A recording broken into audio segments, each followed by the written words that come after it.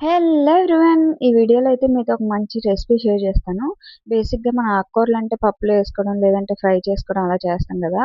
ఇలా ఒకసారి ట్రై చేసి చూడండి, అద్దిరిపోతది. ఫస్ట్ అయితే దీనికోసం 6 చిన్న సైజ్ కట్టలు పాలకూర అయితే తీసుకున్నాను. బాగా నీట్‌గా వాష్ చేసుకొని చిన్న ముక్కలుగా కట్ చేసుకొని పక్కన పెట్టుకోవాలి. దీనికి ఇప్పుడు మనకి చిన్న మసాలా కావాలి.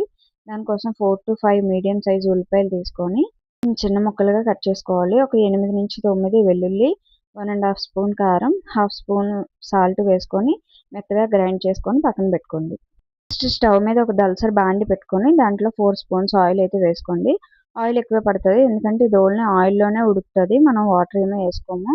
నెక్స్ట్ పోపు దినుసులు వేసుకొని 2 ఎండుమిర్చి, కొంచెం కరివేపాకు వేసుకొని అవి వేగిన తర్వాత మనం గ్రైండ్ చేసి పక్కన పెట్టుకున్న మసాలా ముద్ద అయితే వేసుకోండి. మసాలా ముద్దను పచ్చివాసన పోయి బాగా నూనె పైకి తేలే వరకు వేపుకోవాలి. నెక్స్ట్ ఇంకా మనం ముందుగా కట్ చేసి పెట్టుకున్న పాలకూర యాడ్ చేసుకొని ఒకసారి బాగా కలిపి మూత పెట్టుకోండి. ఈ మధ్యలో కలుపుతూ చూసుకుంటే ఒక 10-15 మినిట్స్లో మన పాలకూర వెల్లుల్లి కారం అయితే గుమ్మగుమ్మలాడుతూ రెడీ అయిపోయింది. సరే, నూనె పైకి తేలి ఎంత డెలీషియస్గా ఉందో. నా ఎక్స్ప్రెషన్ చూస్తే మీకు అర్థమైపోతుంది ఎలా ఉందనేది. నిజంగా చాలా బాగుంది. మీరు కూడా ఒకసారి ట్రై చేసి ఎలా ఉందో నాకు కామెంట్ చేయండి. వీడియో నచ్చితే లైక్ చేసి నా ఛానల్కి సబ్స్క్రైబ్ చేసుకోండి.